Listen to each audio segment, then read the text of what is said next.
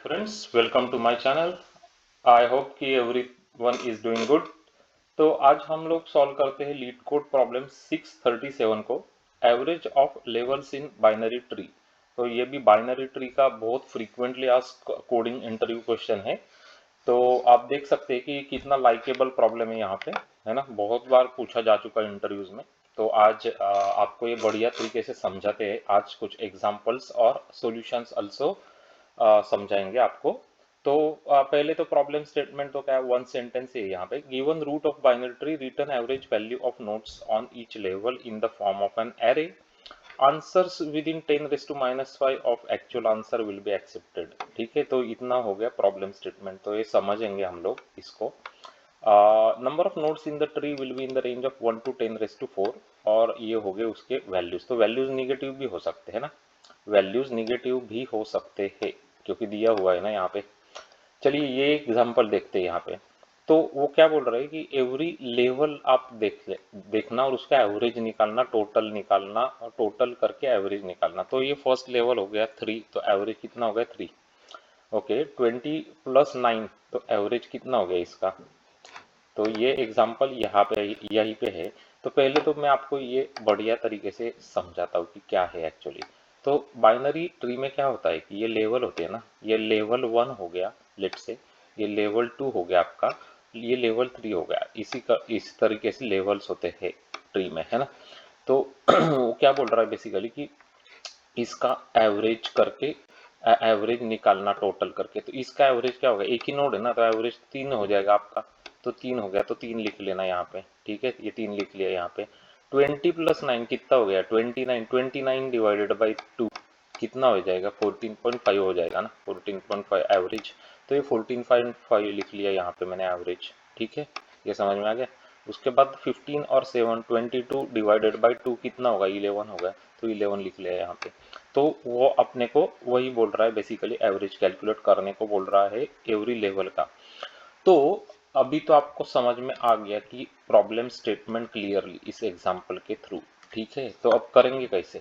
तो उसके लिए हम लोग क्या करेंगे कि बीएफएस यूज कर लेंगे। बीएफएस क्या है, ब्रेड्थ फर्स्ट सर्च और ब्रेड्थ फर्स्ट ट्रैवर्सल बोलते हैं इसको। ये बीएफएस क्यों प्रीफर कर रहे हैं हम लोग, क्योंकि यहाँ पे एग्जैक्टली बहुत परफेक्टली ये फिट होगा, क्योंकि हम लोगों को लेवल बाय लेवल ही तो जाना है ना। क्योंकि एवरेज ऑफ लेवल्स पूछा है ना, मतलब लेवल बाय लेवल जाना है, इसलिए बीएफएस परफेक्ट सूट करेगा ना यहाँ पे। क्योंकि बीएफएस वही तो करता है, वो लेवल बाय लेवल ट्रैवर्सल करता है ट्री को, है ना। लेवल बाय लेवल जाता है बीएफएस। तो क्या क्या होगा बीएफएस में, क्यू में आप डालेंगे पहले 3। तो क्यू क्यू यूज करता है बीएफएस, क्या यूज करता है बीएफएस, क्यू। तो क्यू में आप डालेंगे यहाँ पे, लेट से ये क्यू है आपका। एक बार समझ लेते हैं फास्ट फास्ट। जिन लोगों को एग्जैक्टली पता नहीं है उनके लिए मैं थोड़ा सा इसको समझा देता हूँ, है ना। तो ये हो गया आपका फ्रंट ऑफ द क्यू। तो ये क्यू है एक्चुअली। ओके, क्यू है ये। ओके, तो यहाँ पे क्या कर लिया मैंने कि 3, अभी मैं शुरुआत तो रूट से करूंगा, 3 से करूंगा, तो 3 को यहाँ पे लिख लिया मैंने, 3 को। ठीक है, अब नेक्स्ट टाइम क्या करूंगा मैं, तो ये मेरी फर्स्ट इटरेशन हो जाएगी। तो इसमें मेरे पास कितने नोड्स हो गए, इसमें मेरे पास हो गए नोड्स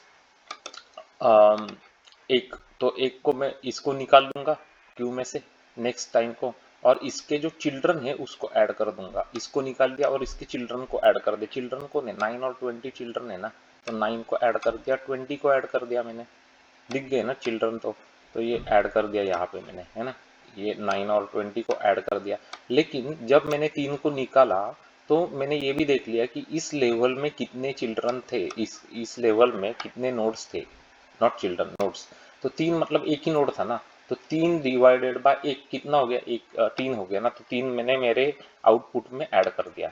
सही में समझ में आ गया ना इतना। ओके, अब नेक्स्ट लेवल में मैं क्या करूंगा, नेक्स्ट लेवल में मैं 9 को निकालूंगा, उसके चाइल्ड को डालूंगा। चाइल्ड कुछ है ही नहीं 9 को, तो कुछ नहीं डालूंगा। उसके बाद 20 को निकालूंगा, उसके बाद उसके चाइल्ड को डाल दूंगा। कौन है चाइल्ड, 15 और 7 चाइल्ड है ना। 15 और 7 को मैंने यहाँ पे ऐड कर दिया मेरे क्यू में। तो क्यू में हमेशा एंड में ऐड होगा ना, क्यू है ना, क्योंकि वो। ओके, और ये 9 और 20 जब मैंने निकाला तो उसका सम भी ले लिया मैंने। तो सम कितना हो गया, 29 सम हो गया उसका। ओके, कितने नोड्स है ये भी मैंने पता कर लिया, 2 नोड्स थे जो मैंने प्रोसेस करे। तो 29 डिवाइडेड बाई 2 कर लिया मैंने, और मेरे आउटपुट में ये ऐड कर दिया मैंने 14.5, क्योंकि वो एवरेज हो गया ना। नेक्स्ट टाइम क्या करूँगा मैं, नेक्स्ट टाइम मैं ये 15 और 7 को निकाल लूँगा यहाँ से, उसका टोटल ले लूँगा 22, और उसके चाइल्ड तो है नहीं कुछ, तो कुछ डालने के लिए है ही नहीं ना, क्योंकि 15 का कोई चाइल्ड नहीं है, 7 का कोई चाइल्ड नहीं है, तो कुछ नहीं डालेंगे आप। उसके बाद इसको कर देंगे 2 से डिवाइड, क्योंकि दो टोटल नोड प्रोसेस करे ना आपने, 15 एक नोड प्रोसेस करा, एक 7 करा, तो 22 डिवाइडेड बाई 2 हो गए 11, इसको ऐड कर दिया, आपका क्यू एम्प्टी हो जाएगा। इसके बाद समझ में आ गया, क्यू एम्प्टी हो जाएगा। एम्प्टी क्या सिग्निफाई करता है आपका, जब क्यू एम्प्टी हो गया उसका मतलब ये हो गया कि आपका बीएफएस टर्मिनेट हो गया, मतलब बीएफएस का काम हो चुका है आपका।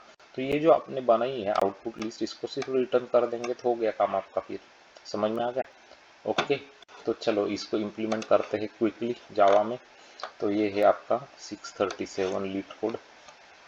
तो एवरेज ऑफ लेवल से यहाँ पे रूट दिया गया है हमको, और क्या करते हैं return list of double, double cube जो कि 14.5 है ना, जैसे देख रहे हैं ये तो डबल हो जाएगा, तो डबल बेटर है ना, 14.5 है तो इसलिए डबल बोला है उन लोगों ने। ओके, तो मैंने एक लिस्ट कर लिया यहाँ पे क्रिएट, ये डबल का एरे लिस्ट है। रूट अगर नल है इसका मतलब मैं डायरेक्टली एम्प्टी लिस्ट को रिटर्न कर दूंगा, क्योंकि कुछ है ही नहीं ट्री में, तो क्या प्रोसेस करेंगे वहां पे, तो रिटर्न कर देंगे एम्प्टी लिस्ट को। अगर कुछ है वहां पे ट्री में तो हम लोग हमारा बीएफएस शुरू करेंगे। तो बीएफएस में पहले तो बना लेंगे हम लोग क्यू। अब क्यू मतलब क्या होती है, लिंक लिस्ट होती है। और क्या होल्ड करेगा क्यू, क्यू क्या होल्ड करेगा, क्यू होल्ड करेगा ट्री नोड के ऑब्जेक्ट्स, ट्री नोड के ऑब्जेक्ट होल्ड कर रहा है क्यू, है ना, इसलिए यहाँ पे ट्री नोड लिख लिया मैंने। चलिए अभी शुरुआत करते हैं क्यू डॉट एड रूट। तो रूट को ऐड कर देंगे क्यू में, क्योंकि बीएफएस जब स्टार्ट हो रहा है तो उस क्यू में कुछ होना तो चाहिए ना, तभी तो वो प्रोसेस करना शुरू करेगा। तो अभी अपने पास क्या है, अपने पास रूट है, तो रूट को ऐड कर देंगे क्यू में। उसके बाद ये एक स्टैंडर्ड वे है आपका, यहाँ पे बीएफएस स्टार्ट हो रहा है अभी। क्या करते हैं, क्यू जब तक एम्प्टी नहीं होता तब तक हम लोग ये करते रहते हैं। पहले तो हम लोग क्यू का साइज देखते हैं, ये क्या बोलता है मुझे, टोटल कितने नोड है उस लेवल पे, उस लेवल पे टोटल कितने नोड है ये मुझे बोलता है। फॉर एग्जांपल इस लेवल पे टोटल कितने नोड है, दो है, दो है ना, दो। तो यही तो मुझे ये बोलता है बेसिकली। ठीक है, मैंने सम ले लिया 0। उसके बाद सभी नोड्स को मैं प्रोसेस करना शुरू कर दिया इस फॉर लूप में, है ना। पहले कैसे प्रोसेस करूंगा मैं, क्यू डॉट पॉल करके मैं नोड को निकालूंगा। अभी पॉल क्या करता है, वो रिमूव कर रहा है बेसिकली, क्यू में से वो रिमूव करता है उस नोड को, है ना। तो वो करंट नोड आपको मिल गया, उसका जो वैल्यू है उसको मैंने सम में ऐड कर दिया। और अगर उसका लेफ्ट चाइल्ड है तो लेफ्ट चाइल्ड को मैंने क्यू में ऐड कर दिया ऑफर मेथड यूज करके। ऑफर क्या करता है, ऐड ही तो करता है ना क्यू में वो बेसिकली, है ना। ओके, अगर राइट चाइल्ड है करंट नोड को तो मैं उसको भी क्यू में ऐड कर दूंगा यहाँ पे। समझ में आ गया इतना। तो ये फॉर लूप है, तो ये प्रोसेस करते रहेगा उस नोड्स को। जैसे इस टाइम में अगर प्रोसेस कर रहा हूँ, इस लेवल को मैं प्रोसेस कर रहा हूँ, तो वो पहले 9 को प्रोसेस करेगा, उसके बाद 20 को प्रोसेस करेगा। तो 9 और 20 हो जाएगा 29, और 29 डिवाइडेड बाई 2 में कैलकुलेट कर लूंगा। वही करूंगा, कहाँ पे करूंगा, यहाँ पे करूंगा। ये टोटल सम मुझे मिल गया यहाँ पे। हम लोग फॉर लूप यहाँ पे एंड हो गया, यहाँ पे सम मिल गया। उसके बाद मुझे total nodes in this level भी पता है ऑलरेडी, तो मैं एवरेज निकाल दिया। अभी मेरे रिजल्ट लिस्ट जो मैंने बनाया हुआ है यहाँ पे इसमें मैंने वो ऐड कर दिया। तो इस तरीके से ये व्हाइल लूप चलते ही जाएगा until that queue becomes empty, और बाद में एंड में आपको जस्ट रिजल्ट लिस्ट को रिटर्न करना है। तो दैट्स इट गाइस। तो ऑर्डर ऑफ एन है आपकी टाइम और स्पेस कॉम्प्लेक्सिटी हियर।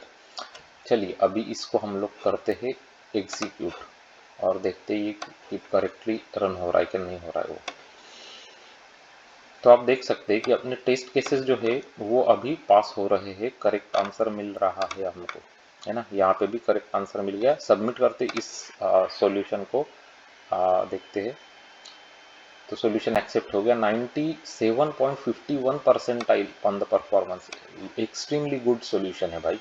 तो ये आपको सॉल्यूशन समझ में आ गया होगा क्लियरली, ऐसे मैं होप करता हूँ।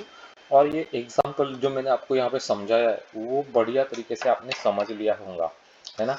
तो अगर ये एग्जाम्पल अच्छा लगा और आपको क्लियरली समझ में आ गया ये सॉल्यूशन और प्रॉब्लम, तो एक लाइक तो इस वीडियो के लिए डेफिनेटली बनता है गाइस, है ना। उसके बाद हमारे चैनल को तो डेफिनेट सब्सक्राइब कर ही लेना आप, क्योंकि इस चैनल को यूज़ करके आप बहुत बढ़िया तरीके से डेटा स्ट्रक्चर्स, एल्गोरिदम्स और प्रॉब्लम सॉल्विंग सीख सकते हैं। यहाँ पे हमने मोर देन 600 प्रॉब्लम सॉल्व करके बहुत इंपॉर्टेंट प्लेलिस्ट आपके लिए बनाए हैं, जो आपको आपके इंटरव्यू प्रिपरेशन में और आपके लर्निंग एबिलिटीज इंप्रूव करने में बहुत काम आएंगे, कंप्यूटर साइंस प्रोग्रामिंग से रिलेटेड के। तो कौन से इंपॉर्टेंट प्लेलिस्ट है जो आपने अभी इमीडिएट देखने चाहिए? अगर आप इंटरव्यूज के लिए प्रिपेयर कर रहे हैं, आपको कंप्यूटर साइंस, डेटा स्ट्रक्चर्स और एल्गोरिदम सीखने हैं, तो बहुत इंपॉर्टेंट प्लेलिस्ट आपके लिए है। उनके नाम है graphs, matrices, binary search trees, binary trees, okay, playlist related to dynamic programming, recursion, memorisation वाले। उसके बाद होते हैं प्लेलिस्ट जो रिलेटेड है टू बीएफएस, डीएफएस वाले, ब्रेड्थ फर्स्ट सर्च और डेप्थ फर्स्ट सर्च वाले प्रॉब्लम्स के। वो तो बहुत ही इंपॉर्टेंट है, बहुत ज़्यादा बार पूछे जाते हैं इन पर्सन इंटरव्यूज में भी, तो वो तो आपको आने ही चाहिए। उसके बाद आते हैं प्लेलिस्ट आपके जो डेटा स्ट्रक्चर से रिलेटेड है, तो वो कौन से होते हैं? वो होते हैं स्टैक्स क्यूज, प्रायोरिटी क्यूज, मिन hip, max heap, arrays, array list, link list. तो ये वाले प्लेलिस्ट ज़रूर देख लेना, ये आपको बहुत अच्छा इम्प्रूव हो जाएगा, आपका लॉजिकल थिंकिंग भी, आपको प्रॉब्लम सॉल्विंग एबिलिटीज़ को भी हेल्प करेगा।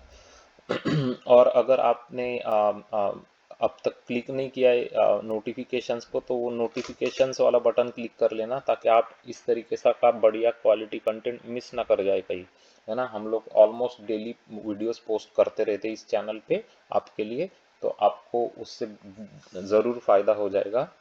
और अगर आप जावा J2E कंसल्टेंट है, तो स्पेशल वीडियोस है जहाँ पे डिस्कस करे गए हैं कि टेलीफोनिक इंटरव्यू क्वेश्चंस जावा J2E डेवलपर्स के लिए जो फ्रीक्वेंटली पूछे जाते हैं और उसके जवाब किस तरीके से दिए जाने चाहिए, तो ये सब कुछ बताया गया है।